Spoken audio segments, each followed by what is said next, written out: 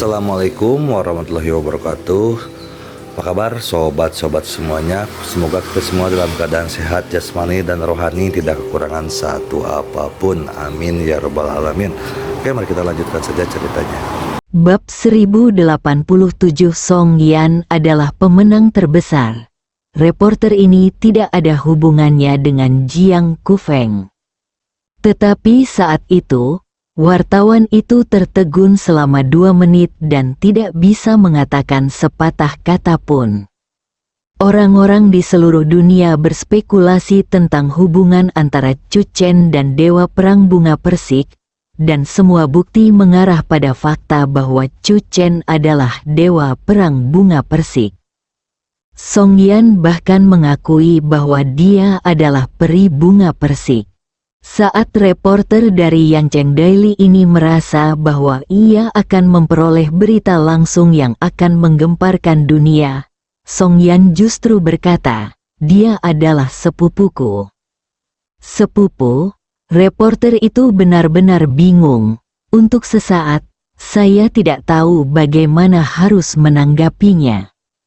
Pada saat ini, Chu Chen kembali melihat Jiang Kufeng yang muncul entah dari mana, dan berjalan menuju Song Yan. Ini wartawan dari Yancheng Daily.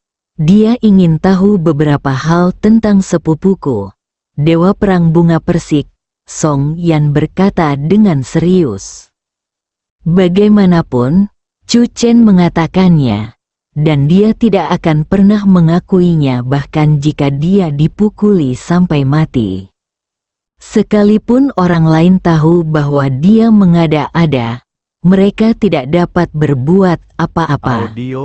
Chu Chen berkata kepada wartawan, "Sepupu saya adalah orang yang rendah hati. Selain pergi ke luar negeri untuk menghasilkan sedikit uang, saya jarang bertemu dengannya." Sang wartawan kembali sadar dan memaksakan senyum. "Terima kasih, Guru Chu, atas jawaban Anda." Video wawancara wartawan tersebut segera muncul secara daring dan menyebar ke seluruh jaringan. Ketika semua orang melihat Song Yan menjawab dengan serius bahwa Dewa Perang Bunga Persik adalah sepupunya, mereka tercengang. "Tuan Chu adalah Dewa Perang Bunga Persik, aku bisa menjaminnya dengan kepalaku." "Kamu salah. Dewa Perang Bunga Persik adalah sepupu Nona Song San." "Puff, persetan." Banyak netizen yang terhibur. Kebanyakan orang tahu bahwa hero Chu telah terbongkar. Pahlawan Chu adalah Dewa Perang Bunga Persik. Tetapi pahlawan Chu tidak dapat mengakuinya. Bagaimanapun, yang satu adalah pembunuh yang dicari oleh puluhan negara di seluruh dunia, dan yang lainnya adalah kepala departemen terkuat dari Biro Operasi Khusus. Dua identitas sangat berbeda. Tidak masalah jika kita sepupu. Sama sekali tidak ada masalah bagi Song Yan untuk melakukan perjalanan laut dengan sepupunya. Dua kelompok penggemar terbesar di dunia saat ini adalah suami Song Yan, Chu Da Xia, dan sepupu Song Yan, Tao Hua Zansen. Song Yan adalah pemenang terbesar. Kebenaran telah terungkap.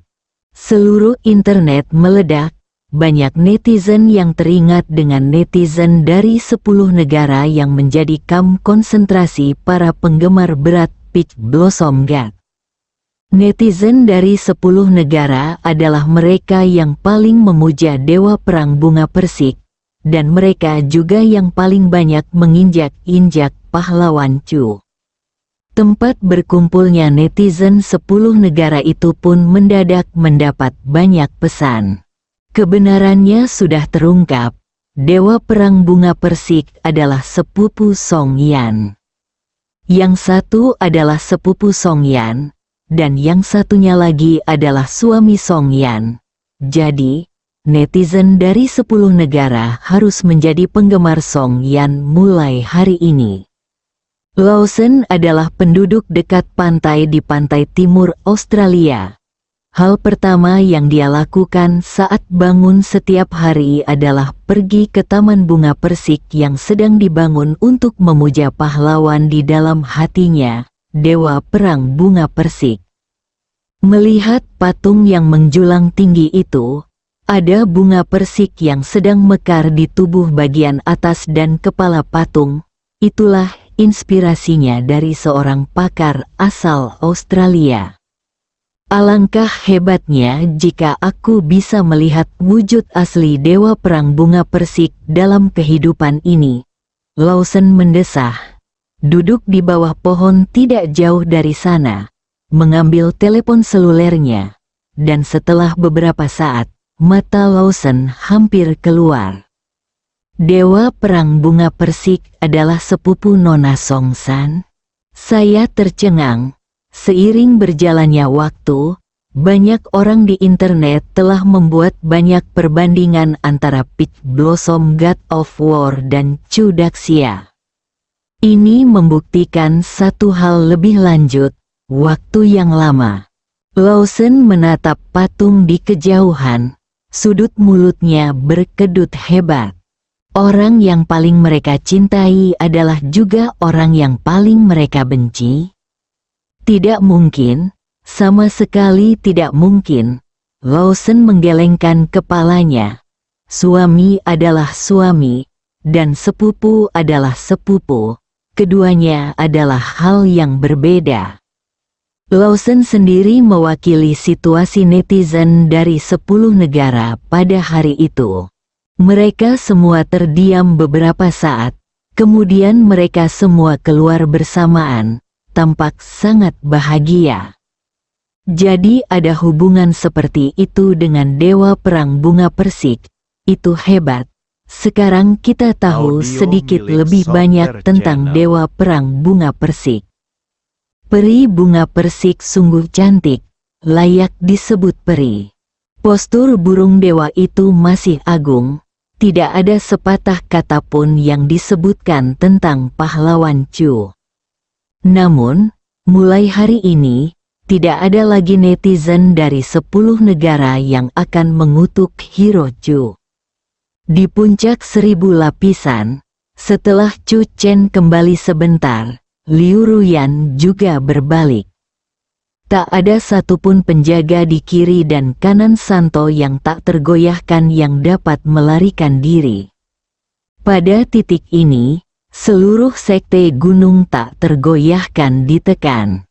Chu Chen mengangkat kepalanya, menatap lengkungan di gerbang gunung, sudut mulutnya sedikit terangkat.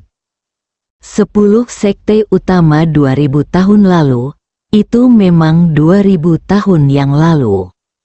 Selama gerbang Qingji tetap terbuka, tempat ini akan selalu menjadi era barunya. Chu Chen memiliki keyakinan ini di dalam hatinya. Chu Chen melambaikan tangannya dan meletakkan tongkat neter hitam dan kristal malaikat yang pecah yang jatuh ke tanah kembali ke dalam cangkang Cangtian.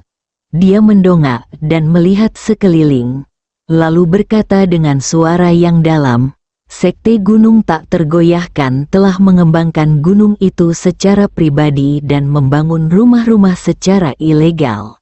Pada saat yang sama, mereka terlibat dalam kasus orang hilang dan pembunuhan. Mulai sekarang, gunung ini ditutup. Silakan tinggalkan gunung itu. Banyak prajurit awalnya ingin bergerak, dan setelah Chu Chen dan kelompoknya pergi, mereka bergegas maju. Lagi pula, ini adalah lokasi 10 sekte utama 2000 tahun yang lalu, dan Santo yang tak tergoyahkan telah mendirikan sekte gunung tak tergoyahkan yang baru di sini. Pasti ada harta karun sekte gunung tak tergoyahkan di dalam gerbang gunung, terlepas dari apapun. Jika mereka bisa memperoleh keahlian unik dari sekte gunung tak tergoyahkan, itu akan menjadi kesempatan besar. Tapi kata-kata Chu Chen mengakhiri pikiran semua orang. Harta karun sekte gunung tak tergoyahkan bukanlah sesuatu yang mampu mereka idam-idamkan. Hanya dengan satu kalimat, Chu Chen memblokir bagian gunung ini. Para prajurit semuanya turun gunung, tak seorang pun berani menentang. Bahkan di mata sebagian orang, Chu Chen adalah Kaisar Qin di dunia prajurit era baru. Jika Dewa Perang Bunga Persik dan dia menjadi dua orang paling menonjol di era baru, maka satu-satunya yang bisa mengalahkan Chu Chen adalah dirinya sendiri. Tentu saja, ada juga orang yang berjalan kaki dari kaki gunung. Chu Xiaoyu dan Masime. Chu Xiaoyu sangat gembira karena gurunya akhirnya setuju untuk membiarkannya naik gunung. Melihat Chu Chen dari kejauhan, Chu Xiaoyu mengangkat tangannya dan bergegas, "Saudara Chen, aku di sini." Chu Chen meliriknya. Dia sudah merasakan kehadiran Xiao Yuer dan tidak terkejut. "Karena kamu sudah di sini, menginaplah di puncak Qiancheng." Chu Chen menatap Mas Mei. "Menurutku ini tempat latihan yang bagus.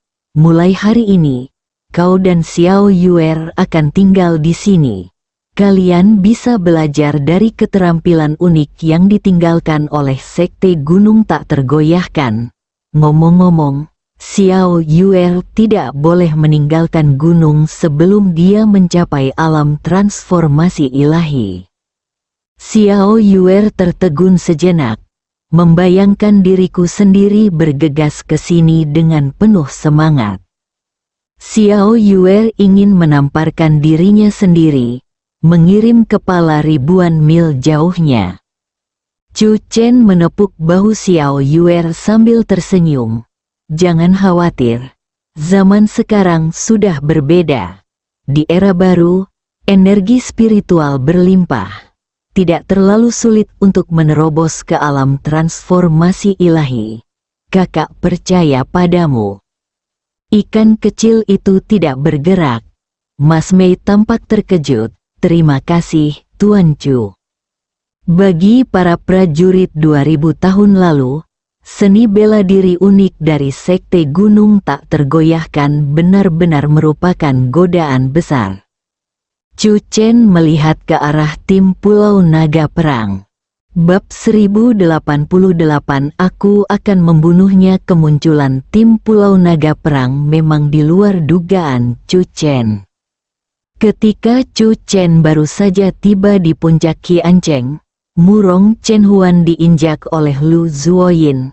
Para prajurit dari kejauhan menyerbu satu demi satu. Lalu Jiang Kufeng mengambil tindakan tegas. Baik Murong Chen Huan maupun para prajurit yang menyerbu, penampilan mereka mengejutkan dan menggerakkan Chu Chen. Seorang pria harus memiliki darah seperti ini. "Tuan Pulau Zan." Chu Chen datang. Zan Dongsan dan yang lainnya memberi hormat pada Chu Chen satu demi satu. "Pahlawan Chu." Yan Chongqing menatap Chu Chen dengan tatapan rumit di matanya. Pertama kali dia bertemu Chu Chen adalah ketika dia sedang menjelajahi alam rahasia di dalam laut. Saat itu, Pulau Zanlong dan Sekte Jiuxuan berada di pihak yang berseberangan, dan Chu Chen hanyalah murid dari Master Vena Jiuxuan. Tanpa diduga, dalam waktu sesingkat itu, Chu Chen telah tumbuh setinggi ini. Yan Chongqing juga memiliki kekaguman yang tulus di dalam hatinya. "Terima kasih, Guru Zan, atas bantuanmu." Setelah Chu Chen selesai berbicara, dia menatap Murong Chen Huan yang terbaring di tanah. Dia berjongkok dan memeriksa luka-luka Murong Chen Huan. Murong Chen Huan terluka parah, terutama di dada. Tendangan Lu Zuoyin sungguh tak kenal ampun dan nyaris merenggut nyawanya.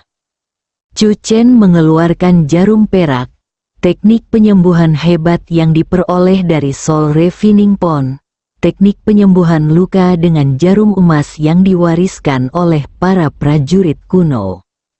Setelah menjalani akupuntur, kulit murung Chen Huan berubah drastis, dan Zandongsan serta orang lain di sampingnya merasa lega pada saat yang sama. Aku harus berterima kasih kepada pahlawan Chu, kata Zandongsan dengan suara yang dalam, dan pada saat yang sama dia menghela nafas. Aku tidak menyangka bahwa sekte gunung tak tergoyahkan, yang belum pernah muncul sebelumnya, akan menjadi begitu kuat. Setelah menghela napas panjang, Zandongsan juga menghela napas. Kita memang sudah tua dan tidak sanggup lagi mengikuti laju zaman. Setelah pertempuran ini, Zandongsan sangat jelas bahwa kelompok orang yang pernah berada di puncak dunia seni bela diri telah diturunkan ke garis kedua. Siapa yang mengira bahwa seorang pendekar zaman dahulu benar-benar akan terbangun setelah 2000 tahun, kata Chu Chen sambil menatap Zandongsan, dan tiba-tiba dia mendapat ide. Kenapa tidak? Tuan Pulau Zan juga tidur selama 2000 tahun, mungkin. Zandongsan tidak menanggapi. Tidak ada gunanya melanjutkan pembicaraan. Kebangkitan bertahap jiwa para prajurit kuno memang memiliki dampak yang besar pada para prajurit modern. Lagi pula, titik awal mereka adalah puncak prajurit modern. Munculnya sekte gunung tak tergoyahkan juga menjadi peringatan bagi Chu Chen. Prajurit di zaman kuno memiliki kekuatan besar. Ketika mereka pergi ke wilayah Qin, mereka juga meninggalkan jalan pelarian bagi diri mereka sendiri. Sekarang energi spiritual telah bangkit kembali. Bidak catur yang mereka tempatkan di tanah ini secara bertahap terbangun dan masing-masing menjalankan tugasnya sendiri. Sekte gunung tak tergoyahkan hanyalah salah satunya. Xiao Yuer, catat nama-nama semua prajurit yang akan berpartisipasi dalam pertempuran hari ini. Para prajurit ini dapat tinggal di puncak Qiancheng untuk sementara. Jika ada seni bela diri kuno yang cocok untuk mereka, kamu dapat mengajarkannya kepada mereka. Begitu Chu Chen selesai berbicara, banyak prajurit yang tergeletak di tanah sangat gembira dan berterima kasih kepada Chu Chen satu demi satu. Terima kasih, Tuan Chu. Chu Chen menatap tumpukan bangunan di depan gerbang sekte gunung tak tergoyahkan. Dia tidak berniat masuk ke dalam. Murid-murid sekte gunung tak tergoyahkan semuanya berbadan kekar dan tampak seperti orang barbar. Chu Chen menduga bahwa hal itu ada hubungannya dengan ilmu bela diri sekte gunung tak tergoyahkan. Chu Chen tidak tertarik pada seni bela diri seperti itu, tidak peduli seberapa kuatnya. Saudara Chen, selanjutnya, apakah Anda akan ke Gunung Tiangshuan atau Gunung Taiksu? Xiao Yuer bertanya. Yang lainnya juga menatap Chu Chen. 3 sekte besar yang memprovokasi Chu Chen tadi malam adalah sekte Budongsan, sekte Xuan Shuang, dan sekte Taiksu. Tidak peduli bagaimana dunia para pendekar ditata 2000 tahun lalu, dalam masyarakat modern 2000 tahun kemudian, sekte gunung tak tergoyahkan telah dimusnahkan. Xiao Yuer sangat menantikan langkah langsung Chu Chen, menghancurkan sekte Xuan Shuang dan sekte Taiksu, dan mengukuhkan prestisnya yang tak tertandingi sebagai dewa perang negara. Chu Chen tidak mengecewakan Xiao Yuer dan mengangguk. Taiksu Taois memberiku seekor burung pipit sebagai hadiah ulang tahun, jadi tentu saja aku harus mengembalikan hadiah itu. Ikan kecil itu bersemangat untuk mencoba. Chu Chen meliriknya dan berkata, "Ingat, Kamu tidak bisa meninggalkan puncak Qiancheng sebelum kamu mencapai alam transformasi ilahi. Ikan kecil itu melolong menyedihkan. 10 menit kemudian, Xiao Yuer berdiri di depan gerbang gunung dan mengucapkan selamat tinggal kepada Chu Chen sambil menangis. Warga Pulau Zanlong tinggal di puncak Qiancheng untuk memulihkan diri. Chu Chen membawa Song Yan dan Liu Ruyan menuruni gunung. Sebelum turun gunung, dia menerima pesan dari Jiang Kufeng, "Aku akan menunggumu di mobil." Chu Chen memandang Liu Ruyan, "Saudari Liu, apakah Anda ingin beristirahat sebentar sebelum berangkat?" "Saya melihat lokasi Gunung Taiksu. Dari sini kita bisa pergi ke bandara lalu naik pesawat. Saya bisa beristirahat di pesawat," kata Liu Ruyan. Meskipun telah menghabiskan banyak energi dalam pertempuran dengan pelindung kiri dan kanan, Liu Ruyan tidak terluka. Dia hanya perlu berlatih untuk memulihkan energi yang dikeluarkan. Setelah masuk ke dalam mobil, Chu Chen mengencangkan sabuk pengamannya dan berkata, "Saudara Feng, pertempuran hari ini sungguh hebat." Yang tidak diketahui Chu Chen adalah bahwa hati Kaisar Ku Feng telah membengkak. Ia tak lagi puas sekadar pamer di depan orang biasa. Ia ingin menjadi dewa perang yang dapat membalikkan keadaan dan tak terkalahkan. Pedang Chu Chen telah terukir dalam di hati Kaisar Ku Feng. Tak terhapuskan. Mobil itu melaju menuju bandara. Di seluruh Tiongkok, orang-orang mulai mengalihkan perhatian mereka ke Gunung Taiksu dan Gunung Tiangshuan.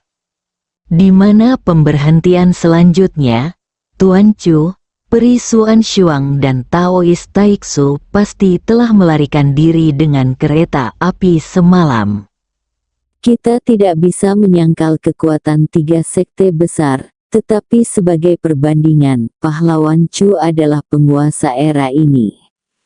Menurut rumor, setelah petinggi Biro Dewa Api mengetahui identitas Dewa Perang Bunga Persik, mereka secara kolektif memuntahkan darah. Dekat bandara, sebuah mobil berhenti perlahan di pinggir jalan. Di dalam mobil, beberapa orang menatap Chu Chen dengan mata bingung. Saat mobil hendak memasuki bandara, Chu Chen tiba-tiba meminta Jiang Kufeng untuk menghentikan mobilnya di pinggir jalan. "Kita mungkin tidak perlu pergi ke Gunung Taiksu." Chu Chen mengangkat teleponnya. Siwan baru saja mengirim pesan yang mengatakan bahwa dia baru saja keluar dari pengasingan dan telah menerobos ke alam kemampuan ilahi. Dia tidak jauh dari Gunung Taiksu dan sedang menuju ke Gunung Taiksu sekarang. Apakah dia yakin bisa melakukannya sendiri? Song Yan tidak dapat menahan diri untuk bertanya. Lihat pesannya. Chu Chen menyerahkan telepon ke Song Yan. Song Yan dan Liu Ruyan memandang pada saat yang sama. Kata-kata terakhir yang dikirim Liu Siwan adalah, "Kamu tidak perlu pergi. Kembalilah ke ibu kota untuk merayakan tahun baru. Aku akan pergi dan membunuhnya." Bersih dan rapi. Kalau begitu, haruskah kita langsung pergi ke Gunung Tiangshuan? Kata Liu Ruyan. Chu Chen mengangguk. Kita benar-benar harus mengubah rute ke Gunung Tiangshuan.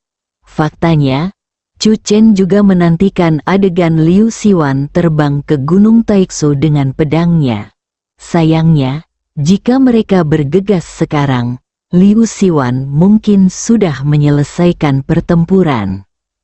Jika kita pergi ke Gunung Tiangshuan, Song Yan melihat peta, kita tidak berada di pesawat khusus sekarang. Butuh waktu 3 jam bagi pesawat untuk terbang ke kota tempat Gunung Tiangshuan berada. Kalau begitu, mari kita cari tempat untuk beristirahat dulu. Chu Chen membuat keputusan. Mungkin, setelah Siwan pergi ke Gunung Taeksu, dia akan langsung pergi ke Gunung Tiangshuan selanjutnya. Chu Chen ingin melihat kekuatan Liu Siwan bersambung.